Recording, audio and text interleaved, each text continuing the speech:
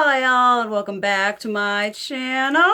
And today we are going to be discussing a topic that is especially near and dear to my heart. I'm going to be talking about it in a way that's going to make my heart kind of die inside just a little bit, but we are talking about highlighters. We have already discussed top 10 best highlighters from 10 different brands. So if you haven't seen that, I will leave it linked down below along with the 10 best eyeshadow palettes and the 10 worst eyeshadow palettes. And today we are trekking into the territory of 10 worst highlighters from 10 different brands. Y'all know this is a video that's going to be very painful because there is very little that hurts me more than purchasing a highlighter and having it be, not good. Oh no, your girl ascribes for the cha-cha.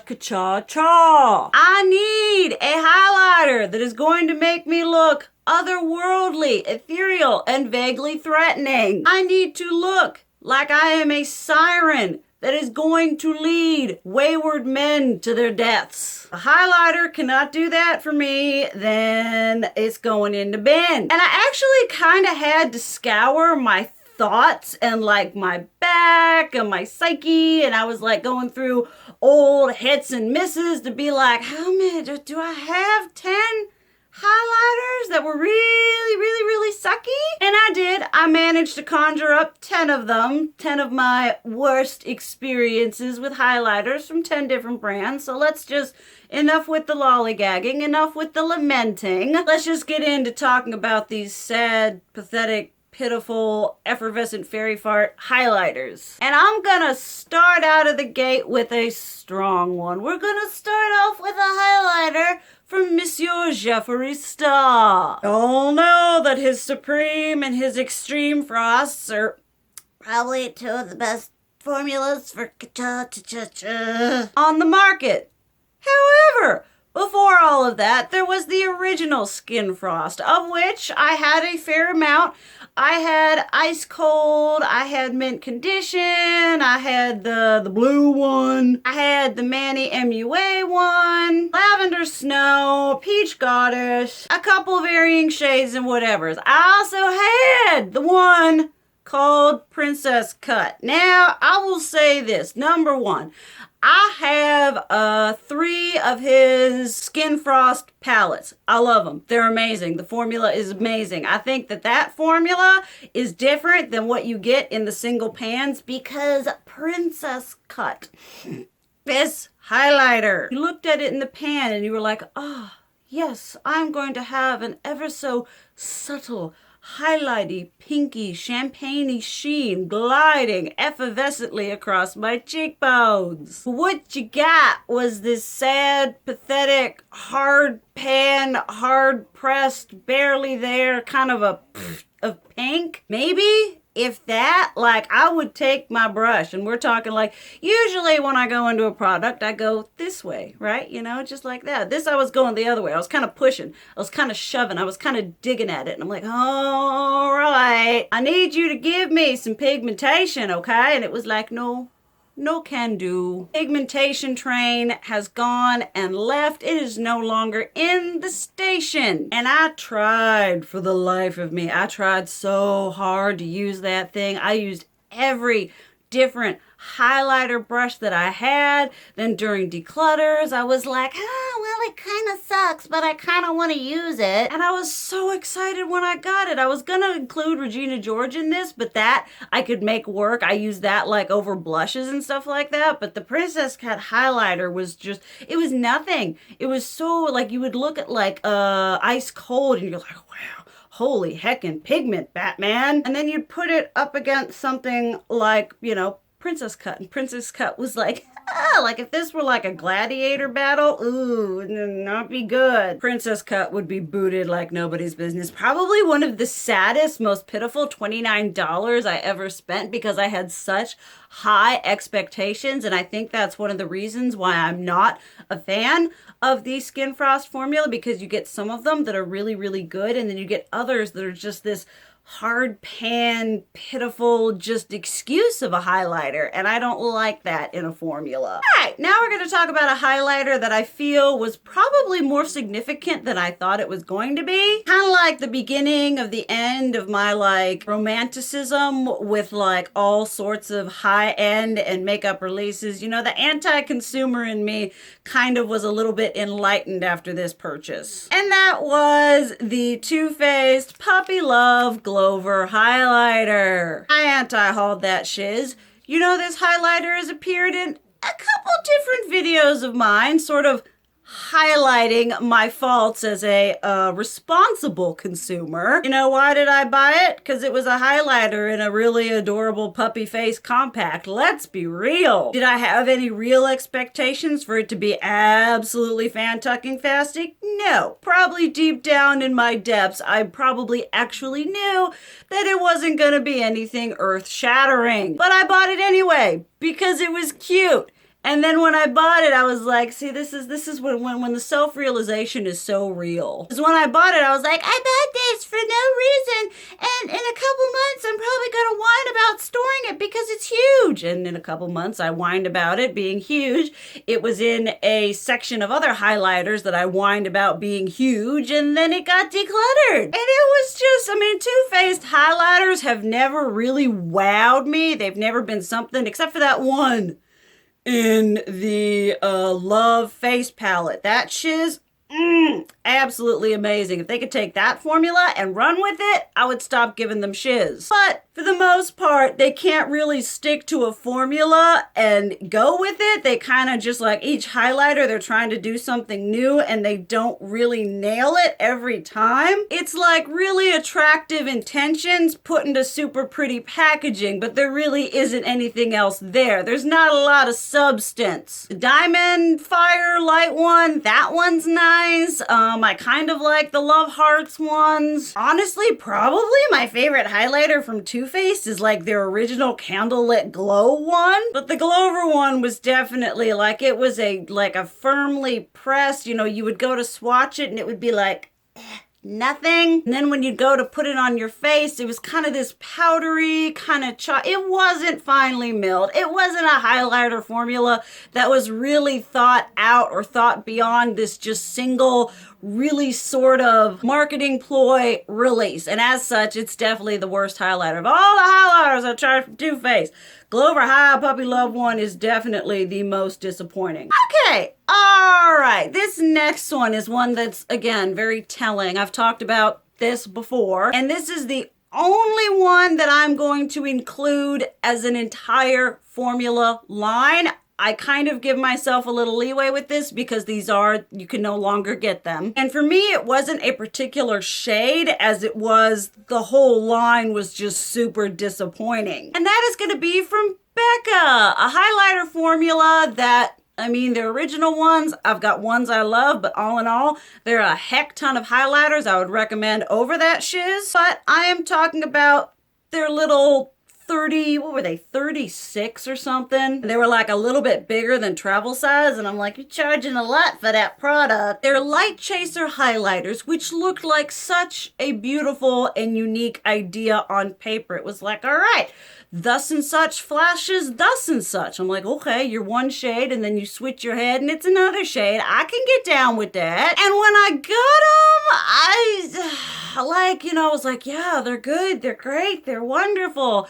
And then some of y'all may have seen, I pulled them repeatedly into some Shop My Stashes, and I was like, you know what? These aren't that amazing. They're just kind of okay. They're like, I would swatch them and I'd be like, oh, holy shiznit. And then I would try to apply them to my face, and it was overwhelmingly disappointing. They were powdery, they were hard pressed. Yeah, they looked pretty when you swatched them and when you looked in the pan, but that sort of duo glow whateverness didn't make it onto your face. And I had like Champagne Dreams, Flashes Bellini, Rose Quartz, Flashes Seashell, Pearl Flashes Gold. You know, they had a bunch of different shades. Moonstone Flashes Jade or something like that. You know, the idea was really freaking cool. I liked it. I could get down with it, but I just feel like formula-wise, it wasn't really that good. And from Becca, for all the duds that I've experienced when it comes to like their single pan highlighters and stuff like that, I would definitely have to say that these on a whole were the most disappointing, because it wasn't just one shade, it wasn't just two shades, it was the whole range that I just couldn't get to work on my face. Now I know a couple people actually really like these, which is great. That's amazing. That's fantastic. I wish I could have gotten them to work, but they were hard. They were difficult. They weren't just this swipe your brush through and glide them across your cheeks and you're good. You had to beg it with the brush. You had, please let me have this. And then you got the brush and you do your rosary, you do the Hail Mary, you do whatever you do in hopes that the product that you managed to get on your brush would do something to your face. 9 times out of 10, Jesus was not there. So for Becca, these were just one big giant womp womp womp. Okay, another. This is a bit of a throwback, but Wet n Wild, who has some highlighters that I do enjoy. Their loose highlighters are some of the most glorious highlighters I have ever placed upon my face. But I feel like it took them a while to sort of get to where they are now. You know, not all highlighters released were created equal. And I would like to call attention to those geometric highlighting powders. I think it was part of like a, I don't know, festival collection? Maybe? It was all things sort of lights and auras and that kind of scenario. And I had these in my collection. I mean, there was a long time. For any of y'all who've been with me for years, I mean, you can look back on like my first declutters and you're like, well, you had a lot of stuff. Because I held on to things for so long. I was like, maybe I'll use it. Maybe in a third of a quarter of a blue moon on a leap year, I will have a look that I need specifically that highlighter for. And these were, it was a sad, pathetic, powdery mess. You know, they didn't highlight so much as they swept like white chalk across your face. And I guess you could call that highlighting. Like I was like, oh, well, I'll use them as an illuminating setting powder. No, didn't use an illuminating powder. Oh, I'll use them as a subtle no. They were just powdery and they didn't give you any kind of something on your cheeks. They gave you next to nothing, and whatever they did give you did not make you look any kind of amazing. I remember watching people's collections and some of them being like, oh, I really like this highlighter. And I'm like, I understand makeup is subjective, but why though? I absolutely could not get along with those things. I held on to them for way too long, and I think I ended up giving them to like some nieces or something like that. I was like, they will enjoy this so much more than I do. Okay, we're gonna talk about a brand that I owned like nothing, I think, right now from, but a brand that used to have had earned its stripes in the drugstore, you know, community. I don't think so much now, but Hard Candy. They decided to release, they've got a couple different ones, but the one that killed me was the prismatic highlighter. I'd like to think that with my time on YouTube, with my highlighter aficionado-ness, I have tried my fair share of prismatic highlighters. Got the KVD Alchemist palette. You've got the Ulta ones that I love. I've got some ones from Essence. You know, I've got a fair grasp of what a prismatic highlighter should be. I bought this because it's affordable. I'm like, all right, $6 a highlighter. Maybe it's going to be the bomb diggity shiznit. This was one of the worst highlighters I have ever tried in my life. It was this just, oh my goodness. It was chalk. They took chalk, pink chalk, and they ground it up, and they you know, ground it up all into a powder. And then they were like, all right, it took some cheap craft store glitter and they filled that up all in that. And then they took just a titchy bit, just a hint of shimmer. Just the ever so subtlest, slightest, maybe just a little more shimmer than a kid's makeup, but not much. And then they got all that stuff together, they mixed it up, and then they pressed it down with a cute little, like, crystal cut embossing. And they sold that shiz for $6, and I bought it, and it was exactly like the ingredients I just described. It was this pasty, chalky, unblended streak on my face. It would not blend. It did not look healthy. It did not look dewy. It did not look luminous. It looked like it had some sort of skin disease. It was so bad. Because part of it was like, okay, all right, prismatic. And I'm like, okay, all right, we're going to get some reflector. You had to use so much of it in order to get any sort of highlighting effect. It just really caked up and gunked onto your face. Like I said, it wouldn't smooth out. It wouldn't blend. It was just, no, I am a streak of absolute awfulness on your face. You're gonna have to take everything off and start from scratch, and also think you suck at makeup. I mean, this highlighter had me up against the wall, and it was beating the shiz out of me because it was just so bad. And there was one person who was like, once again, I was watching a collection video. I know makeup is subjective, but they were like, I love this. And I'm like, please, no, put it down. I will buy you a better highlighter. I just absolutely hate. I told everyone, I think I Snapchat about it. I was like, do not buy this shiz. Now we're gonna have one that's, I mean, all of this is subjective. It's all relative. If there's something up on here that you absolutely love the shiz out of, that is absolutely fan-tucking-fastic. You keep doing you, boo-boo. But from Melt Cosmetics, a company whose products, for the most part, I love. A company whose highlighters, that digital dust shiz, after I figured out what kind of brush to use with it, I love that shiz. Their duo blushes, I enjoy the majority of what the company has to offer. So when they did their Amor Eterno collection, which I will leave my review down below, they had a highlighter, and I struggled with myself. I was like, you don't need it. It is their highlighters are $39. That's a lot of money. I don't know why a highlighter at $38 is so much. I don't know, maybe $39 just crosses a line for me. And so I was like, you don't really need it. It's limited edition. You don't need any single whatever compact highlighters, but I bought it, obviously, that's why we're here. It was the Illumination highlighter. It had this beautiful like sugar skull imprint. I mean, the aesthetic was there, but unfortunately the pigmentation was not. This was so, when you pay $30, like for the hard candy, I'm like $6. All right, Wet n Wild, $3. Well, you pay $39. For a highlighter, you expect it to be all sorts of something. All this was sort of a kind of pitiful streak of a few hints of like glitter. Like for what you had in the pan, which was this beautiful like rosy shift, I expected it to be kind of similar to that.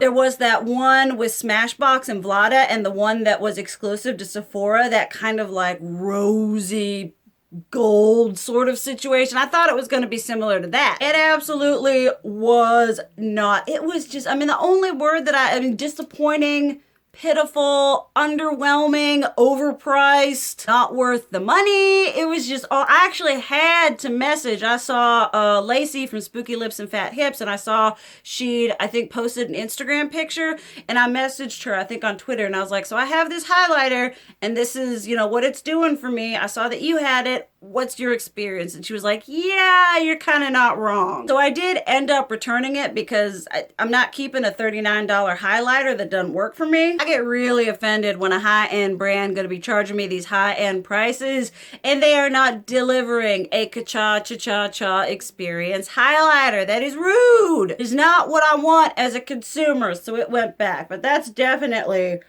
oh, it was just so sad. Let's talk about another sad and pitiful high-end miss. Urban Decay, a brand that I haven't bought from in a long while now. But Y'all know I love highlighter. Y'all know at one point on my channel, I needed to have everything.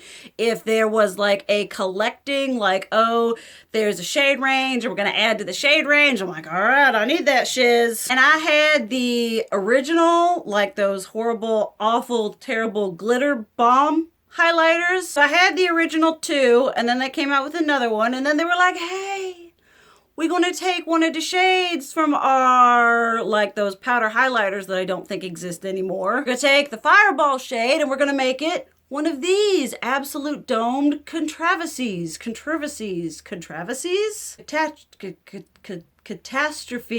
Well, like always, we're having a stroke. But they took this thing and I bought it because I had issues. I did do, this is an old video of mine. I will leave it down below if I remember. But I did do like a video where I was like talking about it and comparing it, and y'all, this shiz sucked. Like it was like, it's this big old box and it has this domed thing here, right? And I'm like, okay, all right. The other ones, they're pigmented in the sense that you swipe and you're like, I'm going to be trying to get glitter out of every crevice for the next 5 years. And so with this one, I kind of had an expectation of, you know, what to expect. I'm like, all right, it's going to be rosy fireball colored glitter all up in this place. And you would either go to swatch it. Swatching was better than using a brush. And you got like, you know, 5, 10 if you're pushing it, little particles of glitter. It was dry.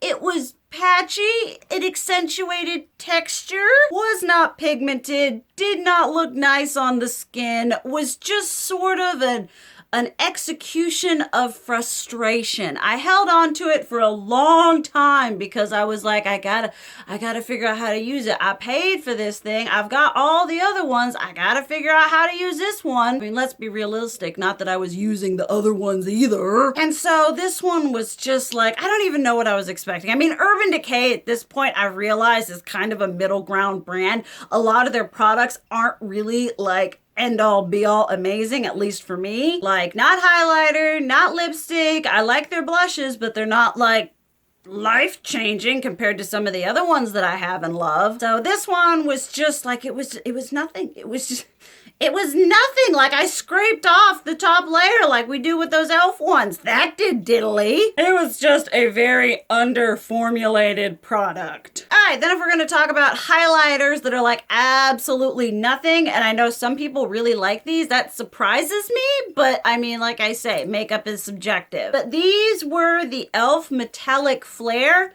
I think, highlighters. I know that Paige Corinne really likes them. I've seen her talk about them in her collection and declutter videos. But y'all, this highlighter, when you come in with a title like Metallic Flare, I feel like you are setting yourself up for a certain amount of expectation. You know, I don't expect a huge amount from e.l.f. I've tried other highlighters from them that I really enjoy, and so I saw these and I was like, $6 a piece, F me up. So I think I got 2 of the shades and I pulled them into rotation as well as using them, and they were just again, like you go in with the brush, and I tried every brush that I had and it wouldn't pick up, it wouldn't go on my skin. Like, I know that when it comes to highlighters and some things, like, well, you gotta wet the brush to get the intense. I couldn't even get enough product on my brush to wet. It just was there, and then it was just it was absolutely nothing. And I just scraped the top. I mean, I'm sorry, if you're a brand and you're charging money for these products, you would think you would formulate them without having the need to scrape off the top to make them perform how they should have when you first put them on the market. I don't want to hear no scraping off the top on this shiz, which I did, which did nothing. The formula was bad from the top to the bottom. And now we hear it was definitely a more affordable option, but it was just sad because you're like, oh boy, I'm gonna buy this highlighter and it's gonna be the bomb diggity shiznit and it's gonna be affordable. And then you go to use it and it's just absolutely freaking awful. It was just like, why? I want it to work. I want affordable options. And I could not make them work. They were not worth the headache I was inducing upon myself trying to get them to work. All right, next up, we're going to talk about a KVD highlighter. I was thinking through her Metal Crush ones and I was like, I should talk about one of those. And then I remembered the pièce de résistance of the bad Metal Crush highlighters was that awful 10th anniversary Gold School highlighter, which later became a shade in her regular line that is formulated, although only okay for the formula, but better than that 10th anniversary highlighter. That shiz was just sad and pitiful. Like, it was such a weird, once again, you look in the pan, you're like, huh, I saw that like Gold School, and I was like, this is it. She has answered my prayers. After years of whining and complaining and begging, she has finally taken her Metal Crush eyeshadow in the shade Thunderstruck and turned into a highlighter. My body was ready. I woke up at like 2 o'clock in the morning to order this collection, and I got it. And it was I feel like the 10th anniversary collection, we were starting to get just little hints, little red flags about where the company was going. And again, it was just this kind of like, all right, it just was a little bit of something on your cheeks. But when you call something Metal Crush and you put it in such glorious, extravagant packaging, and then you get it's just all kinds of unwarranted. And her new ones, the other Metal Crush ones, yeah, they're better. They're not my favorite formula. I mean, I hate to say this, but they are a poorly formulated version of the Jeffree Star Extreme Frosts. Supreme Frost. The extreme ones are the Jack to Jesus ones. But it was just pretty kind of just sad and just kind of there. Then, last but not least, this is, again, a hideously subjective one, because this is a product that I know a lot of people love for me, and what I'm looking for, it just kind of missed the mark for me. But from The Balm, a brand that I have a few blushes from, and that's about it, I had to have, this was, back in the day, I had to have Mary Luminizer and Betty Luminizer. Is that it? No. Mary Luminizer. The pinky one. The rosy one. The one that people weren't sure if it was supposed to be a highlighter or a blush, and then it kind of got caught in between, and it was like a blush topper. That product there. Now, I was never a huge fan of the Mary Luminizer, the obvious champagne-y gold highlighter one. Like, it was okay. I had it because everybody hyped it up and were like, this is an OG. This is the highlighter of highlighters to have. And so I was just like, okay, all right. And then I had to have the other one. I think I had the deep dark one as well because I'm dumb. And I had that one, and it really was that whole like, are you a highlighter?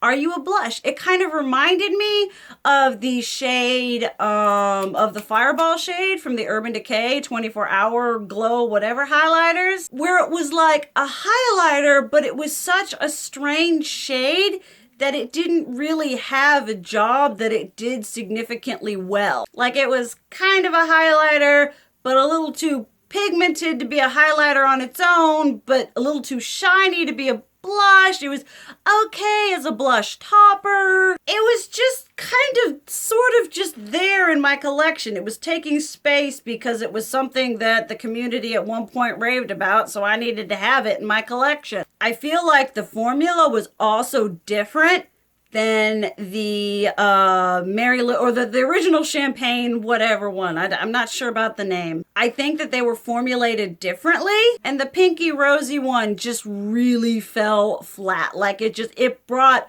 absolutely no joy to my highlighter loving heart when I used it, or when I looked at it, or when I swatched it. It was just not good enough on all counts, honestly, in my opinion. But that is 10 highlighters from 10 different brands that are the worst, most disappointing, in my opinion. Obviously, all this shiz is disgustingly subjective, so if you love one of these, let us know down below. And let me know a highlighter from a brand that you think is absolutely awful. Maybe it's one that I absolutely love. The way the makeup world goes around is that we all have different opinions and expectations and experiences. But thank you guys so much for watching. I love you. And as always, keep it real. Mwah!